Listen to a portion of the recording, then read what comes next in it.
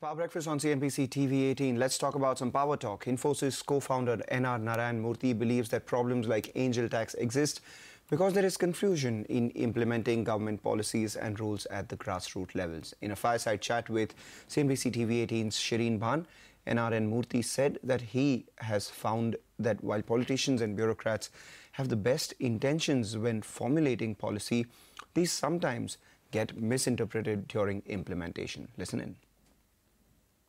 What I want to ask you, though, from a regulatory perspective, and we've seen a fair degree of friction and tension between the government as well as startups on issues like the angel tax.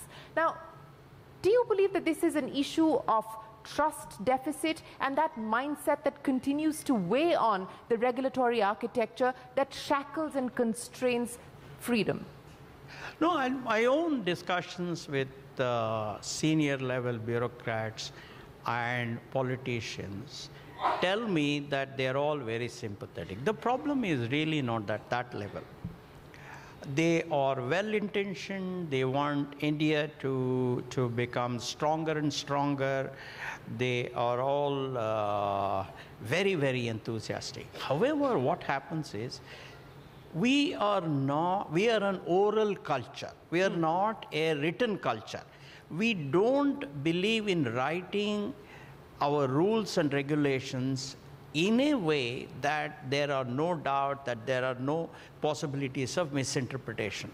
Therefore, unfortunately, at the lower level, where the standard of English and perhaps in some cases the standard of Hindi also is very poor, they tend to misinterpret this. For example, nobody should confuse capital with income. I mean, that's a very fundamental issue that you have talked about zillions of times. But even today, that is an issue at the level of the field level tax department. Yeah. So you can't tax capital like income. That is a big issue. The politicians have been very sympathetic to this industry. The senior bureaucrats have been very, very sympathetic. However, we have to communicate the intention of the politicians and the senior bureaucrats in an unambiguous manner to the lowest level. Okay, so you're saying that it is more an issue of interpretation at the level of the income tax officers who assess these various cases. But let me ask you a separate question, because along with the clarification that the government has put forward, addressing the concerns raised on account of Section 56, and we're still awaiting clarity on Section 68. But one of the other measures that's been announced is also to try and unlock domestic pools of capital, which have so far been missing. You're smiling, sir. Are you not feeling confident about that, or do you believe that we're finally going to see that happen? You know, Shireen, you know that I am the chairman of the Committee on Alternate Investment Policy Advisory Committee of SEBI. This is one of the biggest issues that we have been talking about for a little bit of time. For many years now, yes. Yeah, for many years. And you see, about 90% of the capital for the venture capital industry, you know, for startups, etc., they come from foreign capital. Only 10% from India. So what we are saying is, please enable domestic pools of capital, domestic pension funds, etc., to invest freely in venture capital funds. That's something that we are discussing. And my own belief is that, given the mindset of the officers, senior officers, and the politicians in this government, I do believe that it will happen. Okay, that's a candid conversation there. But moving on, one heavyweight stock that will be in focus today is ITC. We indicated to you yesterday that there might be some price hikes coming for some of the cigarette categories. And Mangalam, now the news break has been confirmed. Absolutely. We got a confirmation from ITC saying that prices of a few cigarette brands have been marginally revised. So let's talk about what we were talking about yesterday. ITC has hiked prices of Bristol, Flake XL and Capstan cigarettes by anywhere between 6.7 to 14.6%. For ease of understanding, anywhere between 7 to 15%. So Bristol price hike has come in from 60 to 64 rupees a pack. Flake XL has been increased from 54 to about 60 rupees a pack, and Capstan prices have been increased from 48 rupees to 55 rupees a pack. These three cigarettes account for about 20% of the company's volumes. And remember, in December itself, the company had taken a price hike of Gold Flake Century, Gold Flake Special Filter and Flake Gold Crest, which account for about 10% of the company's volume. So in essence, over the last 3-4 months, the company has taken a price hike of almost 3% on its entire portfolio, or increased prices on 30% of its portfolio. Why is this a positive? Because remember, these are non-tax related price hikes, and the demand for cigarettes when it comes to all these things is relatively inelastic. So any sort of non-tax related price hike goes down directly to the company's operational performance. So Morgan Stanley has written on it. They have an overweight call on the stock with a target of 320 rupees a piece. They believe that cigarette price hikes will drive the stock going forward.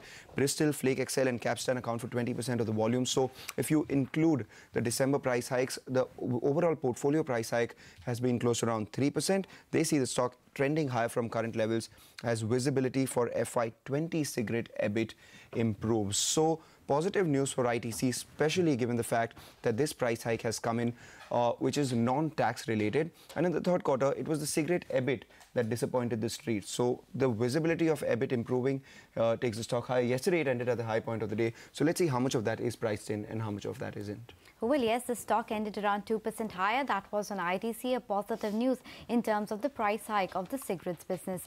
But moving on, another stock that will be in focus today is DHFL. Now, the company has released independent chartered accountant report on Cobra Post allegations. Lata is here with more. Lata, good morning. Tell us the key findings of this report and what is the chartered accountant really saying?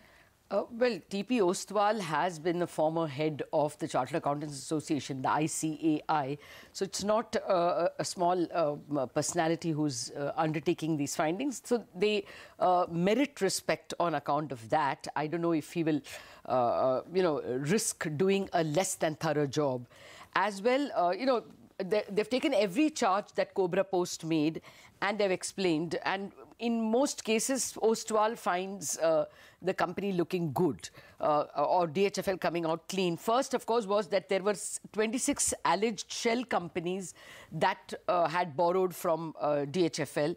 And that, they had common promoters, common addresses. So really, it was in-house siphoning of money was one of the charges.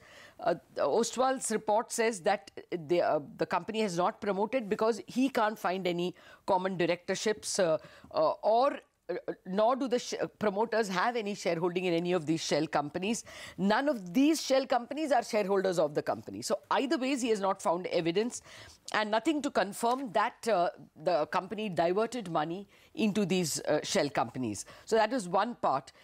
Where he admits that the company appears to have made a mistake is it has not followed SOPs, laid out policies with respect to some loans.